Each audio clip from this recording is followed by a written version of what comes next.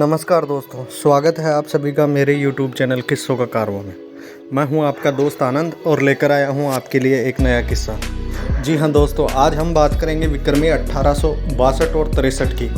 उस समय दोस्तों जयपुर के नए महाराजा जगत सिंह जी बने थे और उसी समय मेवाड़ के महाराणा भीम सिंह की पुत्री राजकुमारी कृष्णा कुमारी का विवाह पहले मारवाड़ के भीम सिंह राठौड़ से तय हुआ था और सगाई होने के कुछ समय बाद ही भीम सिंह का देहांत हो गया।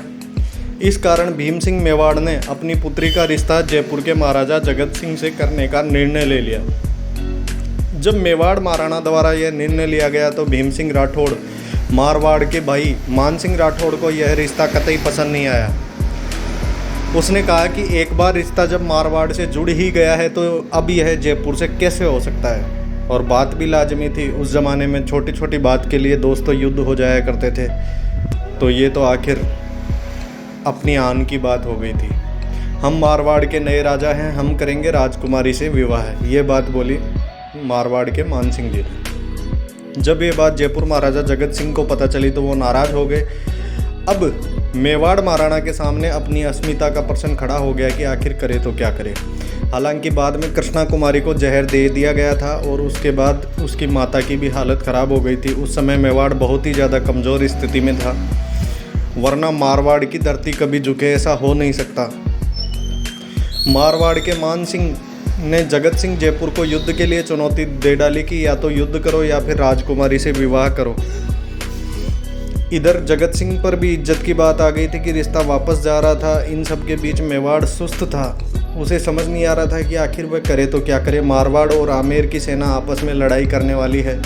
हालांकि मेवाड़ में कृष्णा कुमारी को जहर देने में मान सिंह राठौड़ जोधपुर की पूरी भागीदारी थी। उनकी सलाह से आमिर खां पिंडारी को उदयपुर भेजा गया और उसने महाराणा के वकील व मुख्य सलाहकार अजीत सिंह चुंडावत को कहलवाया कि यह संदेश महाराणा तक पहुंचाया जाए कि या तो राजकुमारी को विष दे दिया जाए वरना पिंडारी पूरे उदयपुर को लूट लेंगे। इस समय उदयपुर की हालत नाजुक थी क्योंकि बाकी उपद्रवों में मेवाड़ पूरे तरीके से टूट चुका था और 1810 में राजकुमारी को जहर दे दिया गया, उसकी मौत हो गई। मान सिंह की सलाह जयपुर और जोधपुर के भविष्य को देखते हुए ऐसा किया गया ताकि आगे कभी जयपुर और जोधपुर के मध्य लड़ाई न हो। और कहा जाता है कि इसके बाद भीम सिंह मेवाड़ के भाइयों में संग्राम सिंह सक्तावत को जब ये बात चली तो उस सिद्ध पुरुष ने कहा कि चुंडावत सदा से मेवाड़ की हरावल का नेतृत्व करते आए हैं और तुमने ये कैसी कायरों वाली हरकत की है कृष्णा कुमारी को जहर देकर। अब मारवाड़ युद्ध के लिए तैयार था लेकिन जयपुर के पास सेना की कमी थी। जोधपुर मारवाड़ का सामना कर सके ऐसी सेना जयपुर के पास नहीं थी। वो ज़माना शेखावाटी में ऐसा था दोस्तों, शेखावाटी को सैनिकों का घर कहा जाता है। मुझे आज भी इस बात का गर्व है कि शेखावाटी को आज भी सैनिकों का घर कहा जाता है। उस समय में भी सैनिकों का घर कहा जाता था क्योंकि ऐसे रणबांकुरे शेखावाटी की धरती ने अनमोल और अमूल्य तरीके से दिए हैं।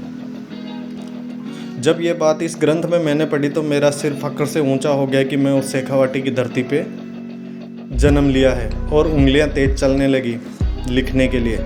कहा जाता है कि जयपुर के सारे महाराजा शेखावाटी के सैनिकों और सिपह सालारों के युद्ध संचालन की तारीफ करते थे, लेकिन किसी जयपुर महाराजा के सामने तारीफ की और किसी ने नहीं।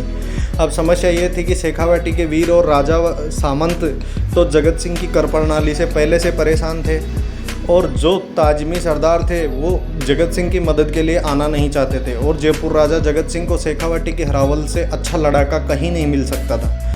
उसने अपने बुजुर्गों से शेखावाटी के सूरवीरों की गाथाओं को बचपन में सुन रखा था। जब जगत सिंह को खंडेला और शेखावाटी के राजाओं को राजी करना भी अहम था।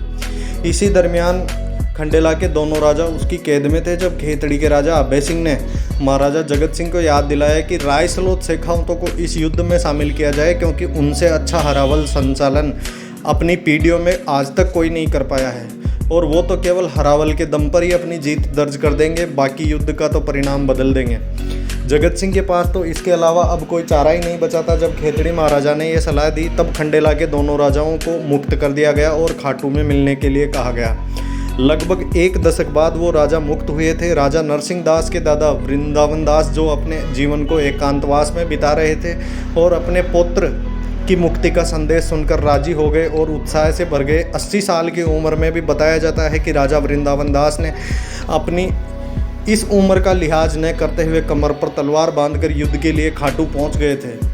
कर्नल टोड लिखते हैं कि राव शेखाजी के 10,000 वंशज उस दिन जयपुर की सहायता के लिए खाटू पहुंचे थे और वाकई गजब का युद्ध लड़ा था। दादा पोते ने अपने शौर्य में कभी उम्र की अधिकता नहीं दिखने दी वृंदावन दास ने, लेकिन जयपुर वंशजों ने शेखावाटी के इस अमूल्य एहसान को कभी इज्जत दी ही नहीं, या यूं कहें इतिहास में कभी इसे जगह नहीं मिली।